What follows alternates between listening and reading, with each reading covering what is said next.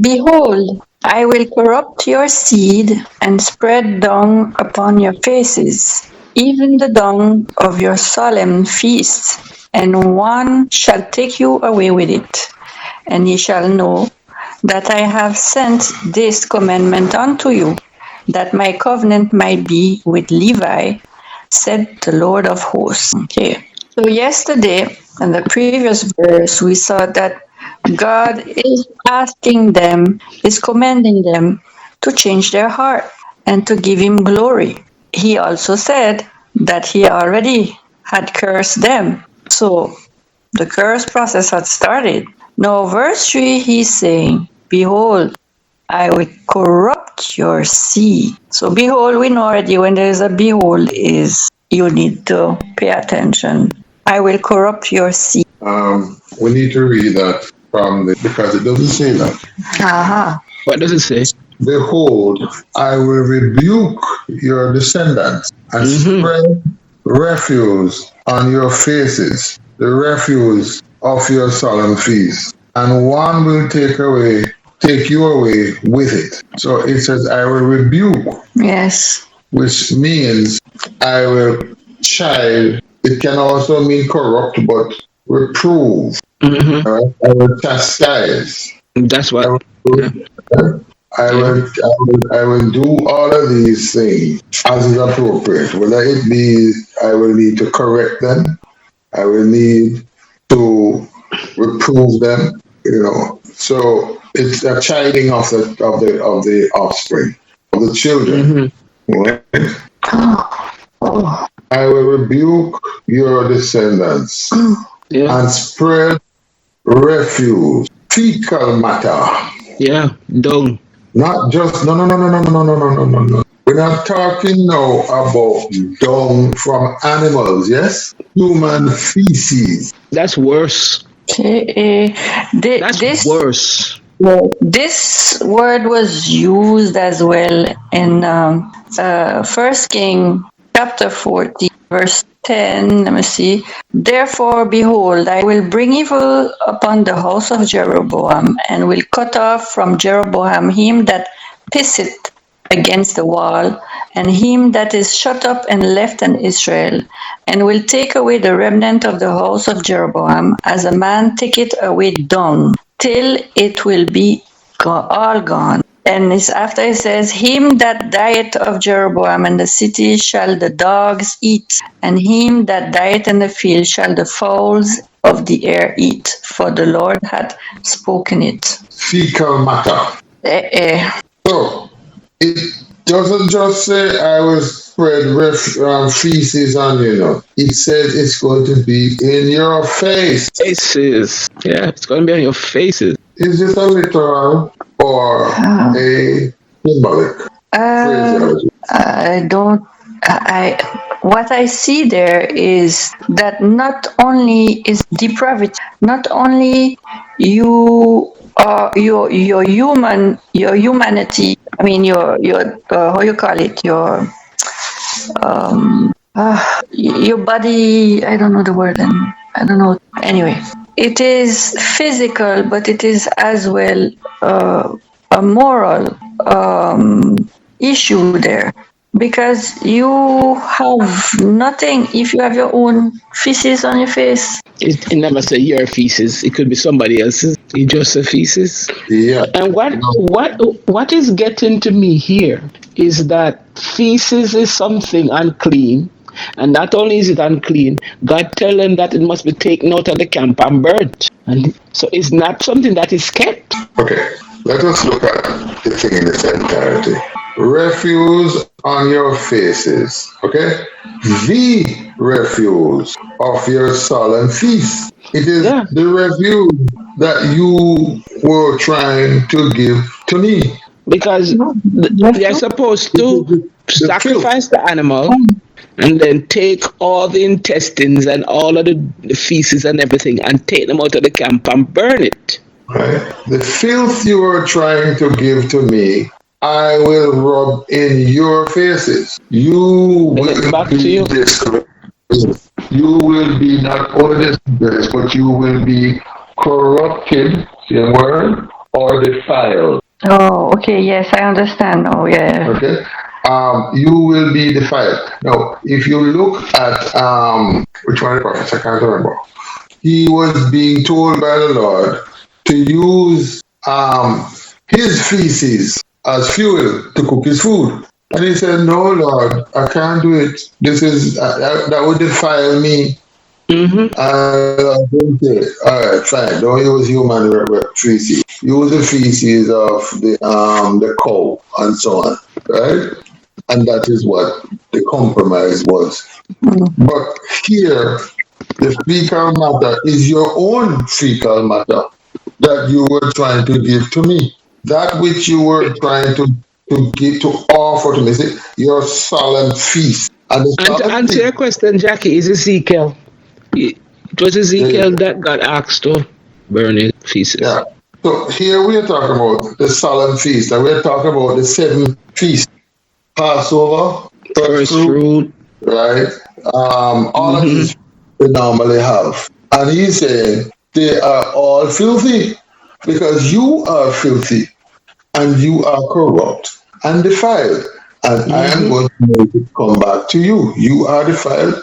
In other words, it's just like Jesus said, you did not want to see, be blind. Mm. You wanted to give corrupt, you have acted corruptly, be corrupt. Mm-hmm. Yeah. This is a curse. Yeah. As you say, he's gonna put in their face what they wanted to give him. Yeah.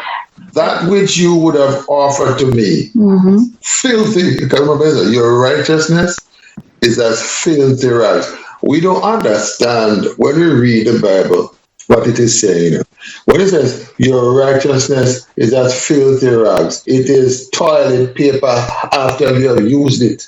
Yep. Yep. Yeah. That's what it means. The word I was looking for earlier was dignity. Mm-hmm. It's respect. Yeah. You have disrespected me, and the disrespect It's you gonna have come put back to you. towards will come back to you. You will be recompensed. You are going to get what you deserve You're because that gonna is what get, you yeah. thought I deserve, You're gonna get a taste of your own medicine. right? So it is not a physical filth that is being rubbed. It is a spiritual and generational curse, Yeah, it's a generational curse right there. It's a continuation of the curse. right? Not because you necessarily will be doing something that, for example, the sin of the father will follow the son. It's not that. It's because the action of the father follows the son. The habits of the father follows the son. And therefore, the same curse that followed the father will accompany the son because of the son's action. I want to understand the difference. In time past, you would say the sins of the father, generational curse, and we don't understand what that thing is. We keep talking about generational curse from one to one, no, no, no, no, no. And the Lord has caused it. No, no, no, no, no, no. You caused it. The curse that follows your children is as a result of the things you have taught them to do. Likewise, that you have done, and your father before you taught you to do. So, as a consequence, it's like this: a person who is a drug addict. You see this. You see them in the cities daily. This mother and this father take drugs, and their children start to do the same thing, and then their grandchildren do the It same. becomes the norm. It becomes the norm and it becomes cultural, and therefore the consequences of their drug use that met the grandparents also meet the children and also cascade to the grandchildren. It's not God's fault. God is simply applying the rule that says the punishment must fit the crime. That's all it is. The punishment must fit the crime. And if the Lord is saying, if there are priests who will do the task as they ought to and give glory to my name, those priests will not suffer these consequences.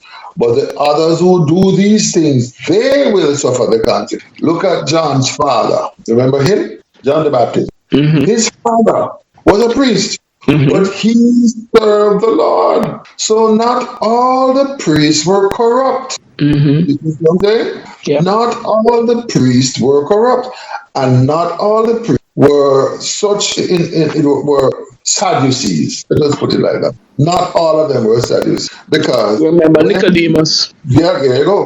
When John the Baptist's father saw the angel, he would not have come back out saying, "Boy, I saw the angel." He would never admit it if he were a Sadducee, because Yeah. Sadducees believe in angels, So but you're he more couldn't like talk. one Pharisee.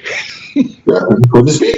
So this is the Bible here. God is saying, if you individually serve and give glory to my name, these curses will not be upon you.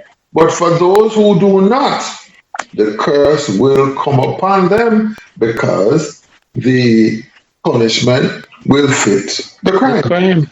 So that is what generational curse really is. So if we can move on, unless there's something else you want to Mm-mm, we're good. And ye shall know that I have sent this commandment unto you, that my covenant might be with Levi, said the Lord of hosts. So God is saying here, you shall know that I have said this commandment unto you. Why would they know that? Because this is a consequence of something that has happened.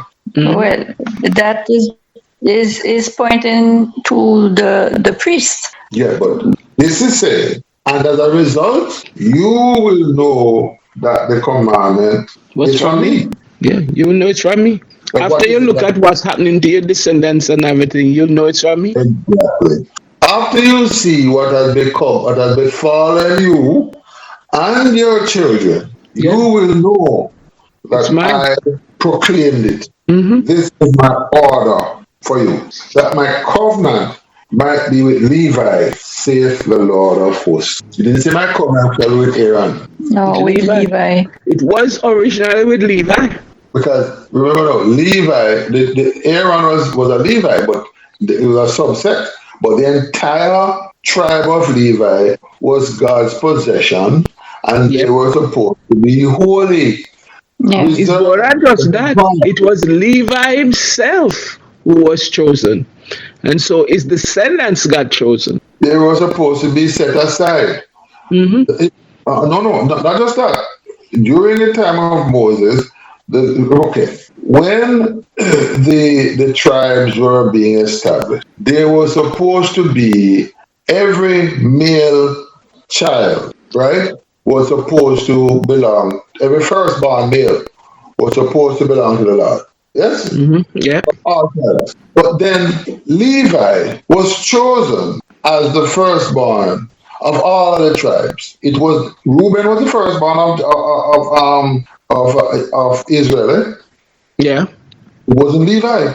But Levi was chosen because Reuben had corrupted himself. And the second son had also corrupted. Levi, I think, was the third son, third born. You want me to read exactly what was said? Go ahead. Deuteronomy 33, reading verses 8 to 11. Because before that, it was the pronouncement on Reuben and Judah. And then he says, about Levi, he said, your Thummim and Urim belong to your faithful servant. You tested him at Massa. You contended with him at the waters of Meribah. He said to his father and mother, I have no regards for them. He did not recognize his brothers or acknowledge his own children, but he watched over your word and guarded your covenant. He teaches your precepts to Jacob and your laws to Israel. He offers incense before you and whole burnt offering on your altar. Bless all his skills, Lord, and be pleased with the works of his hands. Strike down those who rise against him, his foes till they rise no more. It's because he was the one who worshipped when all his brothers were going elsewhere. He was the one who kept the laws and worshipped and burnt offerings. And that's why his descendants were chosen, because he did the priestly thing when the other nine were doing otherwise. Mm-hmm. So the descendants were chosen Mm-hmm. to be the priestly caste Mm-hmm. and were set aside as God's own, the entire tribe. Yep, the As entire tribe. they were set aside as God's portion, Yep. The right? Levites are mine, he said. Exactly. So therefore, here is saying the covenant with the Levites that they should be holy. They are mine. They are set aside, reserved. And that is exactly what holiness is. Set aside for Yes. the only and sole use of the Lord. That's it. That's all holiness is. Mm-hmm.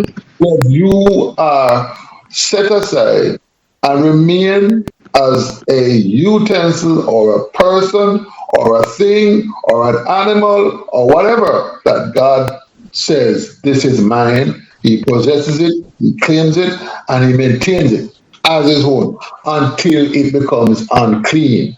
And when it becomes unclean, two things are possible. Either it is to be cleansed or destroyed. That's it. So the Lord is saying that you will know, having gone through all of this, you will then see that this commandment came from me so that my covenant will be preserved. This is not an attempt to destroy the priests. This is an attempt to put a hook into their jaws And draw them back. and turn them so that they will maintain and come back to the covenant that is with the Lord. Yep. And the So covenant is called a covenant of peace. Definitely. my covenant with him of life and peace. And Yep. I gave them to him for the fear wherewith he feared me. I was afraid before my name. And I keep saying, when I see fear, I see respect. Right? I see. Yep. For the respect that he gave to me Gave me. Yep. and the respect that he had for my name, the reverence. Yeah. He worshipped me. He kept the statues. He So worshipped we me. we see where we have this thing commonly used. It's quite common. But My name. We need to look at what the my name means because I would put it to you that it is not just the name of the Lord that is being contemplated. what do you mean? If it's just the name, Yahweh, Reverend is the word. what does it mean to have reverence for the name? What you do with it, how you use it, if you call it, everything. Remember, one thing, you can't take his name in vain. You don't swear by it. Yeah, I get that, and that is true. But is it the only thing? Okay, if I have reverence, if I have reverence for your name, Mm-hmm. right? If I have respect for your name, what does that imply? Just your name, Janet. No, you have respect for me. My name is me. So by Ah, having respect for my name, you have respect for me. exactly. So the my name is not just Yahweh. It is for all that Yahweh means. Yeah. It, it means me personally as God. I am that I am. It means, yes, it means God's personality, His power, His love, everything Everything that makes him him. that makes him him. So when we say the name of the Lord, worshiping of the Lord, it's not just to say you're worshiping the words Yahweh, and that's it. It's like, okay, if we were to say we have reference to the name of Jesus, we have almost everybody in Mexico named Jesus now. Yes, me notice. It becomes a norm now. So therefore, if it is just the word, that itself means nothing. So when even in the commandment, when it says, "You shall reverence my name," I don't think it is just the spelling, the letters put together in a particular sequence that is being referenced here. It means me. Yeah, it's like, Yeah, it means it's me. like, Me. yeah. But does it mean as well you claim you have, well, I am your parent?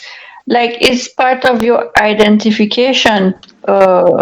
Your mother, for example, your mother and your father are your parents, Yeah. and you Yeah, take but the name from you take the name from your father. Yeah, No, But not really. even no, look at it, Sarah. You don't call your father by him first name No. because you're giving him respect. Yeah. Because it is like being part of him. Look, put it like this. When we call upon the name of the Lord, we are not calling a name, we are calling the person. Yeah, we're Yeah. calling him. Yeah, we're Personhood, calling him. Yeah. right? You are addressing yourself to the personhood. All right? So the name itself, in terms of putting a string of letters together, isn't the object. That can't be the object. It is the person that it represents. When okay, Jesus spoke to it. I keep coming back to Jesus because the Old Testament is all about Points to Christ. him. When Jesus says, "Call no man father," Mm-hmm. right? And when he addressed us in terms of the Lord's Prayer, and he says, "Our Father, which art in heaven," that is the same thing as Yahweh. Yes. Yeah. So the name in itself is not the issue. It is a person to whom it belongs Mm-hmm. that is being significant. So when it says we must have reverence for the name, it's not the letters that the Jews are trying to. They have all the reverence for the letters, but none for the God that it is representing. Think about that family. Yeah. They will not even call the name of the Lord in totality. They will say Yah. They're Yeah. not saying Yahweh, they will say Yah. Or the He that will not be named. Or they will say, so because they are taking it as the letters 1, 2, 3 put together in a string. And they figure if they give reference to the word, that means that they are giving reverence to the Lord. But at the same time, they are killing their brothers. Same people, Mm-hmm. right? Robbing the poor. Same people. All right? They are serving these abominations to the Lord. Same people. But they will not say his name because they say they are giving reference. Mm. They're giving Ridiculous. reference to the name, but not to the person that They are name is giving reference attached to to. the word, which is not the same thing as the name. Exactly. Yes. Yeah, they're giving reference to a word To a word. because the And name not is actually the person. exactly. And the word is not the person. That is like you denying the person if you don't call her by. I mean, if you don't. If I call you by your name and I say, boy, Sarah, your name is so wonderful. I love your name, but I hate you. Yeah, it's just your name. It's just the words you like. Yeah. It's the sound of the word you like. Yeah, it's a word you like. It's not me. Yeah, the word makes you feel good. So therefore, it is not the person that you are giving any sort Yeah, of. it's not the person. Not at all. It is yourself because the word make you feel good. Yep, it's the word. So it makes you look and you seem holy and acceptable because you are saying, I am not even calling the word. I am not even calling the Lord's name in vain. But that's not it. When it says, don't take my name in vain, it's saying, don't swear by me falsely. Yeah, don't Do bring me not into it. bring me into anything that is nefarious and I Don't think I'm bring me going to into be it. all. Because when you call his name, you call him attention.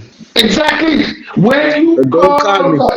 God, listen, it's like this. Janet, you and I both know. We say it all the time. If you are in a crowd and your child calls mommy, you Me know know. exactly who it is and to whom they're referring to. And you know the interesting part? None of the other parents are going to react. Yeah, just you. Just you. The And you other know parents, by instinct and you know by voice. yeah. Remember The what other Jesus said? parents, My sheep know my voice. nah. The other parents will probably not react because then that's not their child. Mm. Nope, not theirs. So when we say Father, he turns and he gives us his attention. Yep, he's It's listening. like you're going, you think about it like this. You are going home and you open the door and you say, Daddy! Your father says, what? He's down the back room, he's upstairs, he's round the backyard, he hears you. What is it? I'm home. Okay. And sometimes, not just what is it, him say, him call you by name. I know Yes. exactly who calling. Yeah, and if there are 5 children, he knows exactly which one of them Which just went one? to the door. Yeah, him know. So when you said daddy, he addresses you, right? Because he knows to whom you are speaking. His attention is focused on you. Yeah. Alright. You, Yep. you come in, Janet, you come in with one of your friends, and you say, Daddy, I'm home, and your friend said, Daddy, I'm home. Does your father respond to the person who just called his name daddy who he doesn't know? No. You more likely ask me who that. Who is that? Yeah, it's gonna ask who is that. Precisely. So Who him the don't world? know that one. I don't know. This one has not belong to me. Who And is this one? it's like you're walking down the road. You don't know you don't claim this child. And this child goes up to you, Daddy, Daddy. You're like, what the heck? Who are you?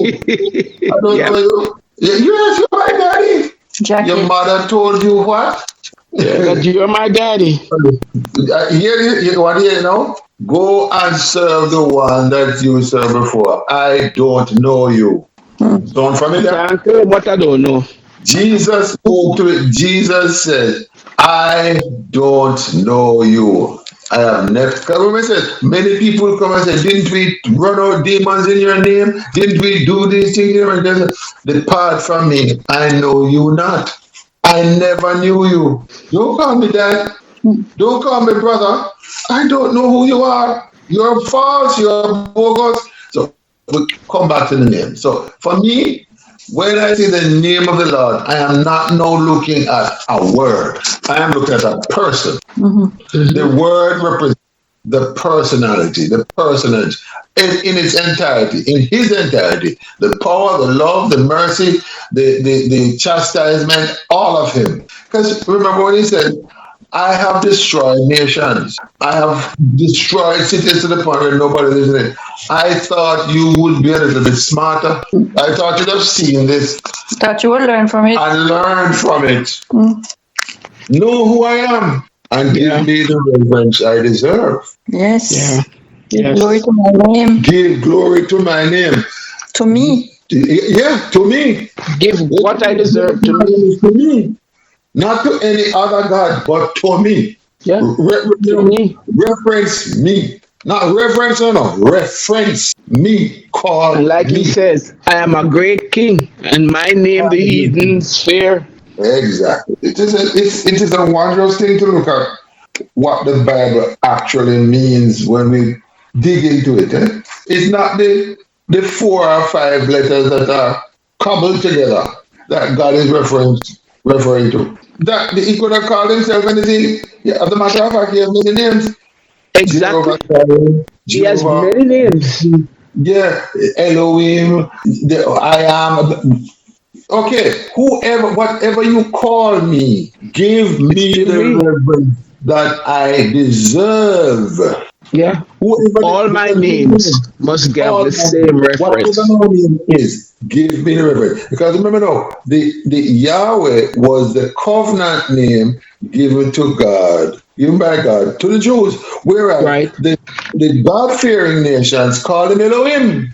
Yep. So when he says, give reverence to my name, it's not the words, it's It's to not the Yahweh. person. It's the person. Yes, give me what I deserve. And Jesus says, give unto Caesar the things that are, and unto God the things The that are things that are God's. his. Yep. The person. Hmm. Anyway, that's what I said, I suppose. All right. So, verse 6 the law of truth was in his mouth, and iniquity was not found in his lips. He walked with me in peace and equity, and did turn many away from iniquity. This is all Levi. This is what Levi did. So 5 and 6 are connected to Levi. Because God says, my commandment, you will know that it was a covenant with Levi. I made a covenant with Levi, and because he feared me, and you remember I read it in Deuteronomy, how he ignored his family and he kept the laws and he worshipped God and he gave everything. And he taught the people. Deuteronomy said he taught the people. As a matter of fact, let me go back to it so we can actually pick it up word for word. Deuteronomy 8. It talk about it, the teaching as well, and 33:10. Deuteronomy 33. Yeah, it's 33. Deuteronomy 33. That's where we're looking at. Where he says that he taught your precepts and your laws, and he burnt Verse incense. 10, verse 10 says, They shall teach Jacob thy judgment and Israel thy law. They Yeah, he shall put teaches that. incense before thee and whole burnt sacrifice upon thine altar. And there further down this verse, chapter, there is all the description of the The job of process the priest. the job of the priest, yes, and the high priest, and it's very specific, because it says exactly what you were saying earlier, Janet, when you were saying that they had to go and burn The intestines and so forth.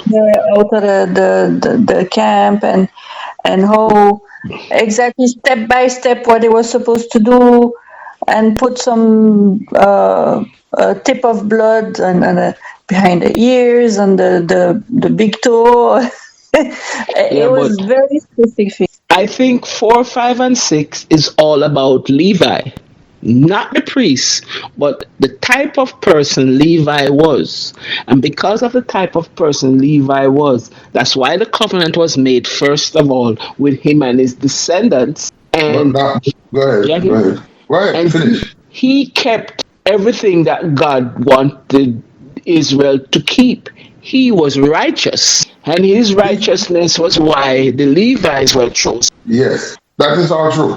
But more to the point, he's juxtaposing the one against the other.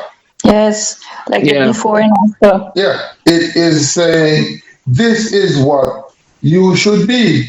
yeah. You should follow. Okay, let's go back and look at what was said before, right? Mhm. Uh, I will corrupt your seed and spread dung upon your faces, even the dung of your sour face, and one shall take you away with it. No, your seed, your offspring, but they are the offspring of Levi. And you Mhm. say, you are the offspring, you come from good stock.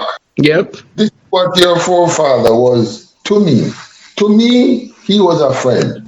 To me, he walked righteously. To me, he was close. He walked very close to me. In practice, he traveled the same journey as with me. He Mhm. kept close to me. But you are walking afar off. Yes. I think You are what you're talking about, Jackie, verse 7 says it. Verse 7 says exactly what you're talking about. okay. This is what Yeah. Levi did, but this is what you're supposed to be doing. That's what verse 7 is saying. Mhm. Well, Jeremiah 23, verse 22, from 22 says, But if they had stood in my counsel and had caused my people to hear my words, then they should have turned them from their evil way and from the evil of their doings. I am a God at hand, said the Lord, and not a God afar off. Exactly. But keep in mind that the temple had prophets. Mm-hmm. There were temple prophets Yeah. that were supposed to, and they did get the word from the Lord, and the Lord spoke through them. They were temple Mm-hmm. prophets. Yeah, they were The temple priests, prophets. Yeah. yes, they were priests who were prophets. And so, for to show you how far they have fallen from grace, by the time Jesus came about, they didn't even believe in prophecy. Yeah. They are gone. This is where you say they're gone to the dogs. Yeah, but to continue Jeremiah, it says exactly the lingo. Can any hide himself in secret places that I shall not see him? Said the Lord. Do not I fill heaven and earth? Said the Lord. I have heard what the prophets said, that prophesy lies in my name, saying, I have dreamed. Yeah. So they had prophets in the temple to whom God spoke, and after a while they corrupted even that. Yes, yes, Yep. exactly. And that's why God Ezekiel could say that they will seek a vision from a prophet, but instruction from a priest will perish. They will no Yeah. longer be the instructions that they get from the priest won't be good. It will cease eventually. But Yeah, because I'm start lie. Yep. There won't be any prophets to find. And Malachi is the last prophet. in verse 2, it says, I will even send a curse upon you, and I will curse your blessings. Yeah, I have cursed them already, because ye do not lay it to heart. Yeah. What you have pronounced, I have cursed. Whatever you do, it's already cursed. Right? Yeah. Your pronouncements have been a curse to the people. Yep, yep. For the priest's lips should keep knowledge, and they should seek the Lord at his mouth.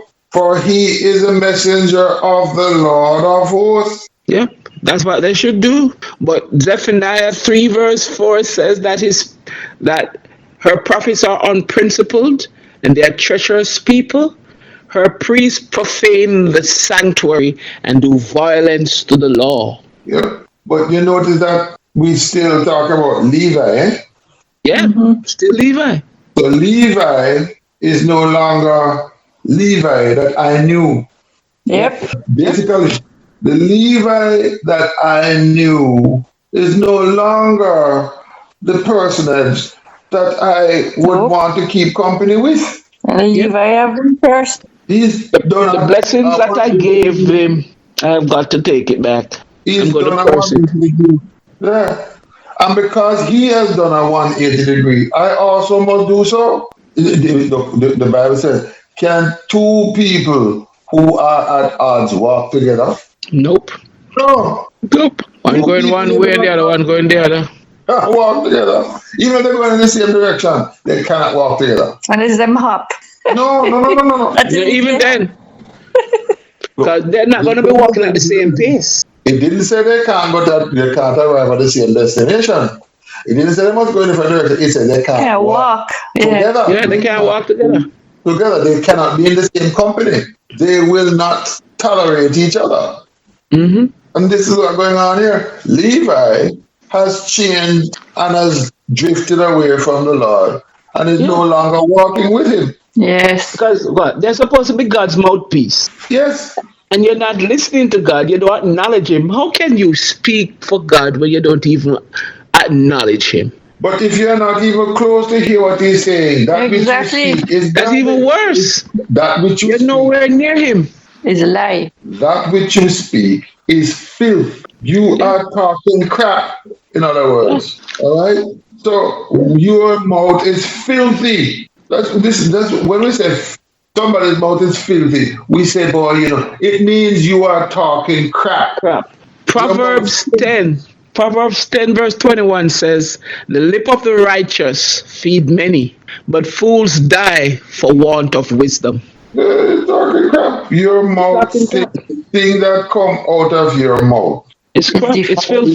Defiling a person the words that come from your lips defile other people's ears. Yeah. You defile people when you open your mouth. Shut up. Pretty much. Yeah, and you pollute everybody with Pretty much. Mm-hmm. Yeah, Your it's like mouth- contamination. Exactly. You're contaminating everybody.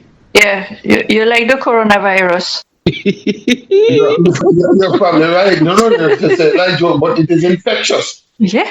Yeah. You open your mouth and everybody's sick. Infects other people. Mm-hmm. Other people go and talk the same crap you're But this is the talking. same thing that says your pronouncements in 2 it says, I have cursed your blessings. The things you say over people have infected them and they have become curses unto the people. Because You no longer speak truth.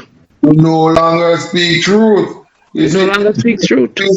Yeah, for the priest's lips should keep knowledge, and they should seek the Lord at his mouth. But he is not doing that. So he condemns people. Okay, look at Naboth, how they condemn Naboth to death, right? Look at the other people that they are pronounced guilty when they were in fact innocent, and they knew. They're guilty of murder, and that is why earlier on in Zechariah it says they are murderers. The princes and the leaders in the church in the temple are murderers. Yeah, Yeah. They are murderers of the truth to start with. Okay. I think we are For this verse, I think we're we're at good. 7. Yes. Yeah. 7.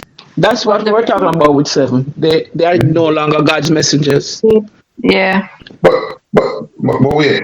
It didn't say they are no longer now. It says they are, for he is the messenger of the Lord. His station has not changed. They are still the messenger of the Lord. But guess what?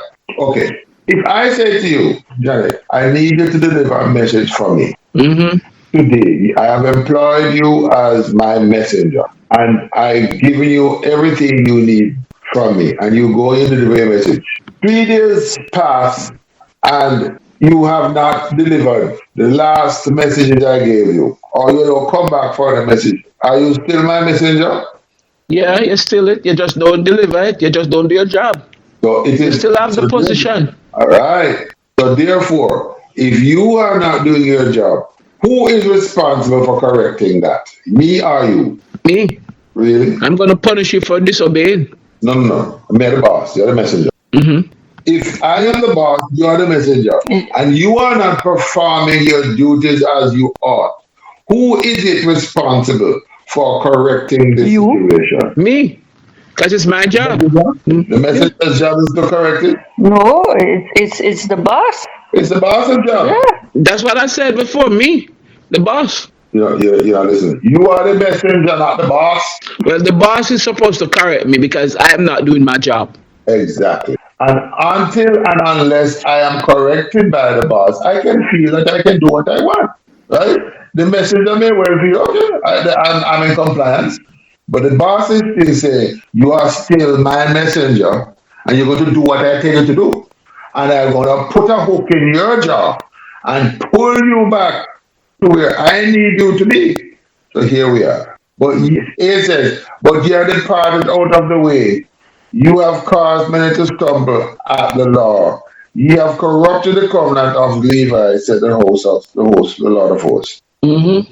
Right? That's your charge. He said, you are my messenger, but you are doing the wrong job. You are not doing the job right. You're doing other things. No, You have no. departed out of the way, which means you leave it. You have left You have my left it. path. No. What it says, you have departed out of the way. You have left my path. You You stop have walking with stopped, me. you have stopped walking with me. You stop walking with me. You have gone in an entirely different direction from where I am going. And not only that, you have caused many to stumble at the law. Mm-hmm. You're teaching the people. You're teaching them wrong. No, Or you're not teaching them either. You're teaching them wrong, or you're not teaching at all. well, not just that. Remember, the priests were supposed to be judges as well. Yeah. They are the ones who determine what the law interpretation of the law was supposed to be. So if That they is what interpret it wrong, everybody the- wrong. Look, it's not just the priest, yes? Okay, look at it this way. One example. The Levites were given cities. They were given Mm-hmm. land. But we're not now just talking about the priests. We're talking about Levi. Levi. Right. One of the things was if a slave ran away from his master and found one of these cities and entered into the city, the Levites were supposed to provide for this man and should not hand him back to the master Okay. by law. There was supposed to be a city of refuge for the oppressed. Yeah. Okay. Now, But somebody comes along, and this is the case. They catch the man and they hand him back to the master. And the master takes the man and he punishes the man, etc., and he puts him back under servitude. The Levites are guilty. If that man dies, it is a result. believe it's on their hands. It's at their hands. Because they should not have done this. They have a legal, not just a legal right, a legal obligation to protect this man. So I'm just saying that the Levites, as a grouping, not just the priests, had obligations as it relates to the law and the upholding of the law in their cities. And as a grouping, they were supposed to be that set of people that taught what the law was supposed to be. So when you needed someone to interpret the law, you didn't go to the people from Judah, or you didn't go to the people from Ephraim. You Go went to to the the temple. Levites. You went to the Levites, not just the temple. You went to the city where the Levites were. Right? You went to see a Levite, and this is not necessarily a priest, because Yeah. it doesn't mean that the priests were the most learned. You remind me of a lawyer. It is a lawyer. They were lawyers. Let me see. Look at you see.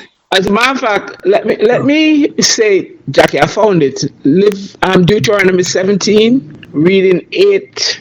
Let me just read 8 and 9. If cases came before your courts that are too difficult for you to judge, whether bloodshed, lawsuits, or assault, take them to the place the Lord your God will choose. Go to the Levitical or Levitical priest and to the judge who is in the office at that time. Inquire of them, and they will give you the verdict. You must act according to the decisions they give you at the place the Lord will choose, to do everything they instruct you to do. The Levites. Yep. Act according to whatever they teach you and the decisions they give you. Do not turn aside from what they tell you to the right or to the left. So yeah, that alone said they stumble. Because if God is telling the people that whatever the priest says, do, don't go left nor right, but do exactly what they say, and the people are obeying that, but the priests are corrupting it, the people are in trouble. Let me correct you. He didn't say priest, he said Levite. Yep. Yeah, he said the Levite priest. Oh, yep. The Levi Right. is like the But remember, the Levites themselves were priests, but they were not necessarily priests in the temple. temple. Yeah. Exactly. They were, Let's go to a they Levite. were apart.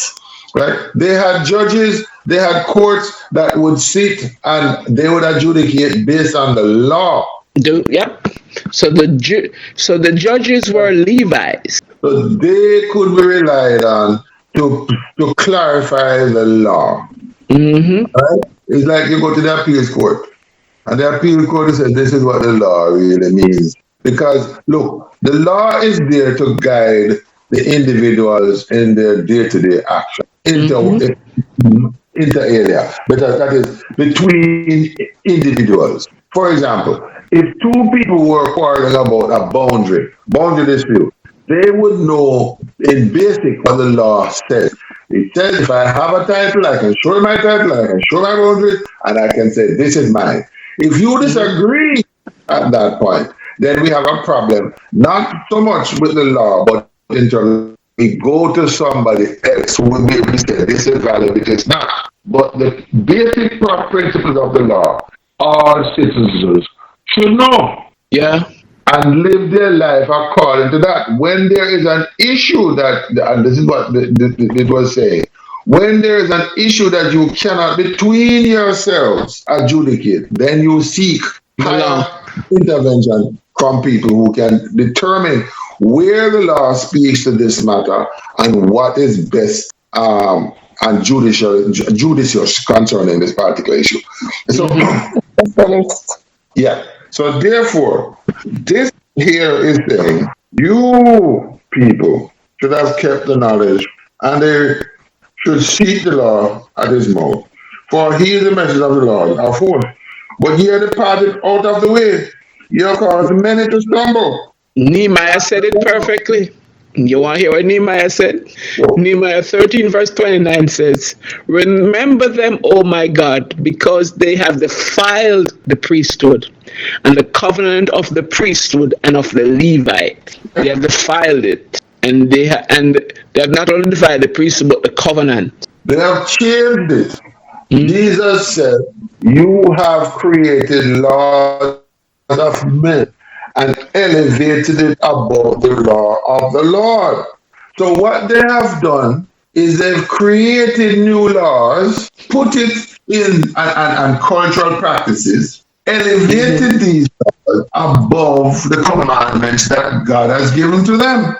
And these are the ones they are living by, and they are still doing it. Yep. Them have a parallel.